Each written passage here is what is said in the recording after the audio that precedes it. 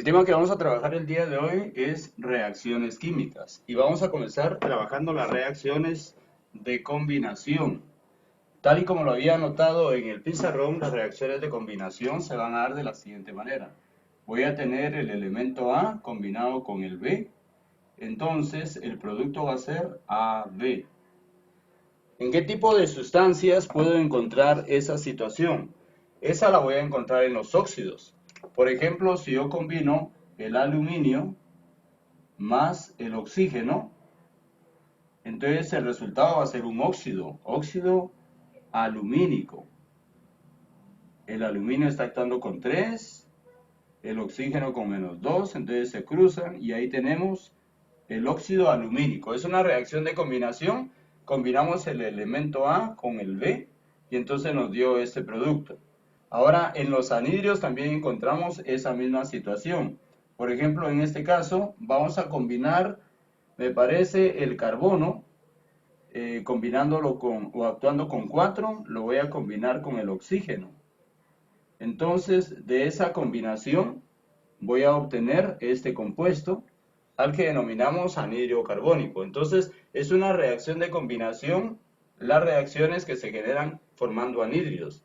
Las sales aloideas neutras. Estas se van a formar cuando yo combino un metal con un no metal. Por ejemplo, acá tengo el sodio combinado con el cloro. Entonces, el resultado va a ser cloruro de sodio.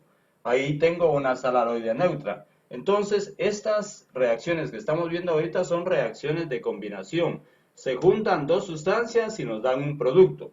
En este caso tenemos, por ejemplo, a los hidróxidos también, en una situación semejante. Vamos a bajar un poquito más la pantalla ahí. En los hidróxidos vamos a combinar un metal, por ejemplo, el metal aluminio combinado con el agua. Entonces, vamos a ver, cuando se combina un metal con el agua, el producto que nos van a dar va a ser un hidróxido. Aquí vamos a colocar entre paréntesis el grupo OH. Y vamos a colocar acá el aluminio. El aluminio yo sé que actúa con +3, coloco por acá el numerito. Y entonces el grupo OH actúa con -1, no hay necesidad de colocar acá el número 1. Entonces siempre que combine el aluminio con el agua, voy a obtener un hidróxido metálico. Y vamos a ver qué otra combinación podemos hacer acá. Vamos a combinar para formar un oxácido. Un oxácido se forma cuando se combina un óxido. Por ejemplo, en este caso, vamos a formar el anhidro, vamos a ver el anhidro carbónico. El anhidro carbónico lo voy a combinar con el agua. Entonces, cuando combino el anhidro con el agua, me va a dar un oxácido. Por ejemplo, en este caso, vamos a escribir acá primero el hidrógeno y luego los elementos del anhídrido. Entonces, en este caso, tengo 2 hidrógenos, tengo un carbono y tengo 2 más 1 son 3. Entonces, combinando un anhídrido con el agua me va a dar el ácido carbónico. Aquí tenemos el anhídrido carbónico, ese fue el anhídrido que combiné, el anhídrido carbónico. Y entonces, cuando lo combino con agua, me va a dar un oxácido. Este sería el ácido carbónico. Voy a colocar acá ácido carbónico. Muy bien. El segundo, el hidróxido, pudo haber sido un poquito más específico. Por ejemplo, acá, para hacerlo de la manera en que se genera, vamos a colocar acá un óxido, el óxido de aluminio. Ahí estamos. Entonces, para poder saber cuántas moléculas de agua debo de utilizar, como aquí veo 3 oxígenos, voy a colocar acá 3 moléculas de agua. Entonces ahora sí nos va a dar el compuesto que tenemos ahí. Primero se escribe el aluminio y luego después entre paréntesis se escribe el grupo OH. ¿Cuántos aluminios tengo acá? Tengo 2 aluminios. ¿Cuántos grupos? Vamos a ver, ¿cuántos oxígenos tengo? Aquí tengo 3 y aquí tengo otros 3, son 6. Y 3 por 2 son 6. Es decir, en total, vamos a colocar los números reales, voy a colocar 6. Hay 6 Oxígenos, aquí hay 3 y aquí hay otros 3, son 6. Y hay hidrógenos, 3 por 2, 6. Entonces ahora al simplificarlo me va a quedar como lo teníamos antes. Aluminio, aquí el grupo OH y el número 3, porque la mitad de 6 son 3 y la mitad de 2 es 1. Entonces, estos compuestos que tenemos acá son reacciones de combinación. Las reacciones de combinación las vamos a encontrar entonces cuando se forman los óxidos, cuando se forman los anhídridos, cuando se forman las sales aloideas neutras, cuando se forman los hidróxidos y cuando se forman los oxácidos. Ahí tenemos reacciones de combinación. Muy bien. Bien, ahora vamos a ver las reacciones de descomposición. Regularmente se representan de la siguiente manera. Tengo el compuesto AB, le voy a aplicar calor, este triangulito, esto es lo que significa. Habitualmente lo podemos encontrar arriba, yo busco mejor ponérselo abajo para que el alumno visualice que estamos hablando de aplicarle calor a esta sustancia y el resultado va a ser la sustancia A más la sustancia B. ¿Cuáles son las reacciones de descomposición que nos van a servir de guía para este tipo de reacciones? Nos van a servir el carbonato ácido. Todos los carbonatos ácidos, cuando se les aplica calor, nos va a dar un óxido metálico y adicional a eso también me va a dar anhídrido carbónico más agua. Por ejemplo, en este caso tengo el carbonato ácido de sodio. Carbonato ácido de sodio. Le voy a aplicar calor y automáticamente voy a formar el carbonato de sodio. Aquí tenemos carbonato de sodio más anhídrido carbónico más agua. Entonces ahí tenemos una de las reacciones de descomposición cuando estamos hablando del carbonato ácido de sodio. Ahora veamos una segunda clase de reacción. Si yo tengo un carbonato metálico, vamos a seguir utilizando, aquí tenemos el carbonato metálico, es el carbonato de sodio. Pueden haber otros, pero en este caso estoy prefiriendo esta para darle seguimiento a lo que trabajamos al principio. Al carbonato metálico, al carbonato de sodio, le vamos a aplicar calor. Al aplicarle calor, entonces voy a formar un óxido.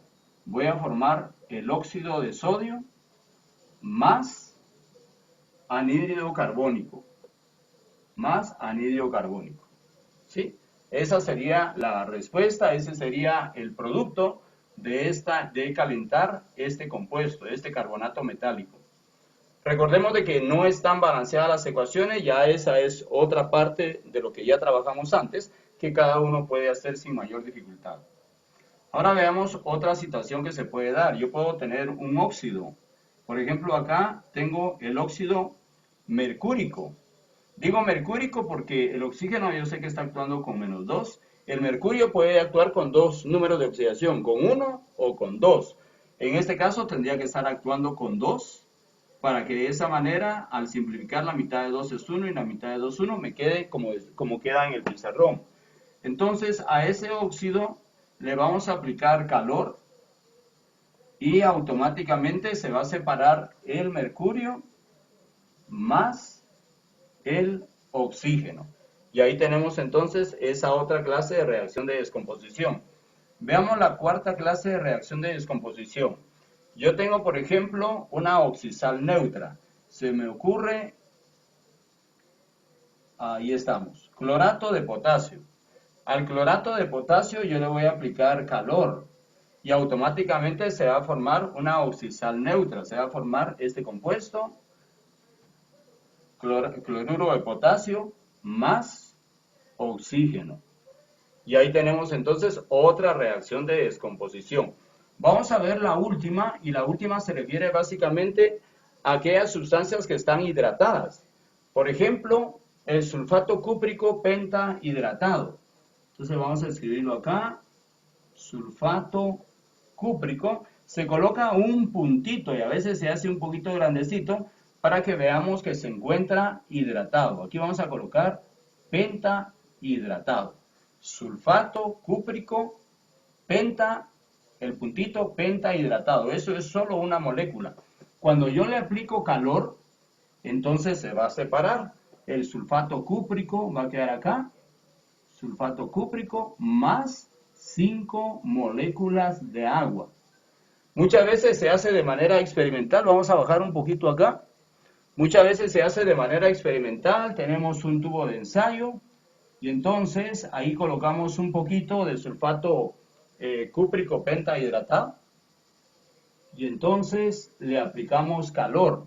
Y cuando se comienza a calentar, normalmente el sulfato cúprico pentahidratado tiene un color azul turquesa, pero cuando le aplicamos calor, entonces comienza a desaparecer ese color azul y se pone blanca toda la sustancia.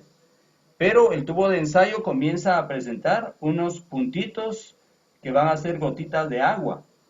Esas gotitas de agua se han desprendido precisamente del sulfato cúprico pentahidratado y se ha separado. Se ha separado el sulfato cúprico del agua. Ahora después, cuando ya se enfríe el tubo de ensayo, yo le puedo echar un poquito de agua nuevamente a lo que quedó blanco y vamos a ver cómo recobra otra vez ese color azul turquesa que tenía originalmente. Entonces, esta es la explicación que corresponde a las reacciones de descomposición.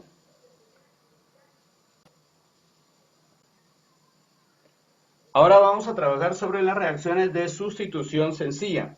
Y básicamente consisten en lo siguiente. Aquí tengo ya hecha la representación. Voy a tener un metal y ese metal va a tratar de reemplazar a un ion ácido o a un ion metálico.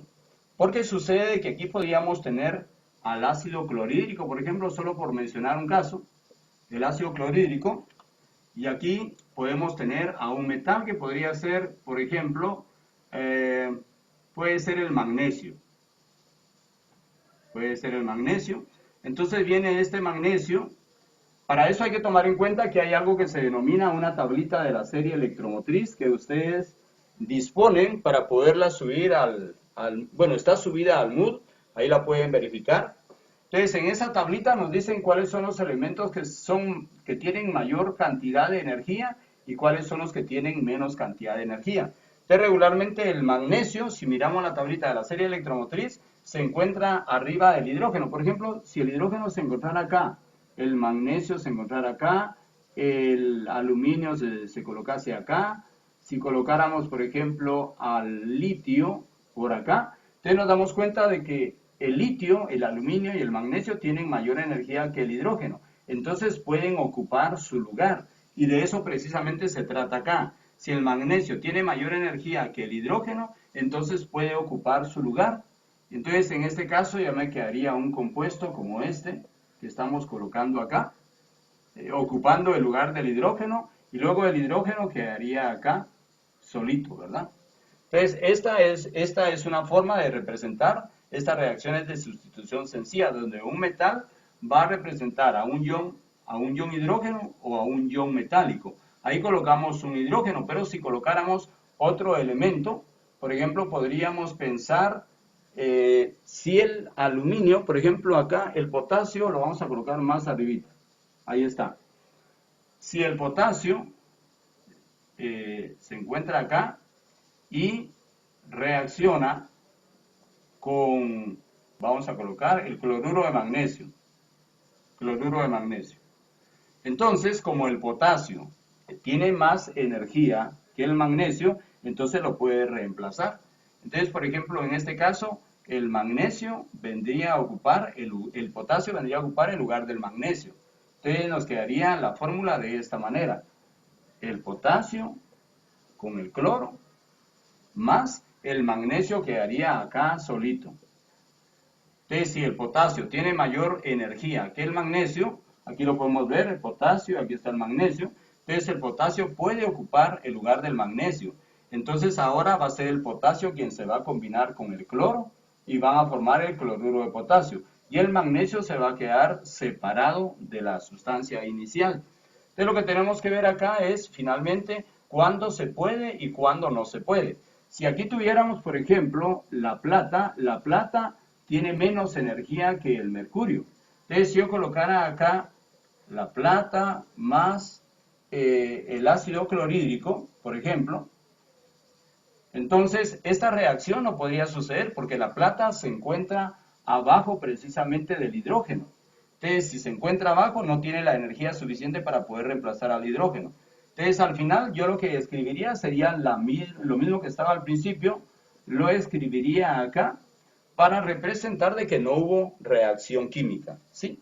Entonces, esta es una de las formas de las reacciones de sustitución sencilla. Y estamos hablando básicamente de los metales, pero también puede suceder con los no metales.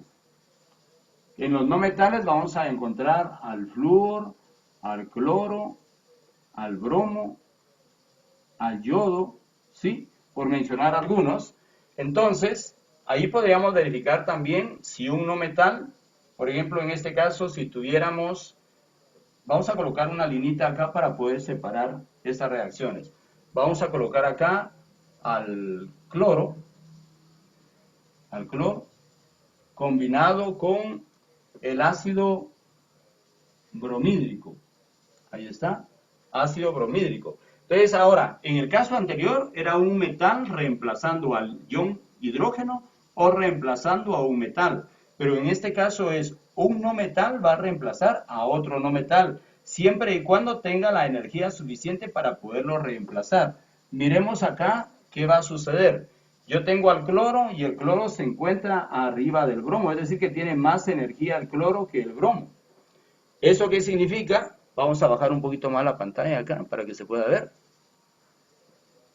Ahí estamos. Entonces, como el cloro tiene más energía que el bromo, entonces el cloro sí puede reemplazar a otro no metal. Entonces, en este caso quedaría HCl más del otro lado quedaría el bromo. Le ponemos el número 2 porque el bromo es un elemento de la palabra bronquil y esos elementos son diatómicos. Entonces, en este caso, ese sería el ejemplo cuando estamos hablando de los no metales. No metales, eso los tenemos acá. Entonces, hay que ver, como lo hicimos antes, si este no metal tiene más energía que el otro no metal que está en este compuesto, sí lo puede reemplazar. Si no tiene más energía, no puede haber ninguna reacción química. Entonces, básicamente, estos son los temas que estamos estudiando el día de hoy. Las 3 clases de reacciones químicas, reacciones de combinación, reacciones de descomposición y las reacciones de sustitución sencilla. O también se le denomina reacciones de simple desplazamiento. Así que buena tarde a todos. Tratemos de ejercitarnos para que de esa manera logremos entender más fácilmente esas 3 clases de reacciones químicas, ¿sí? Buena tarde, buen día a todos.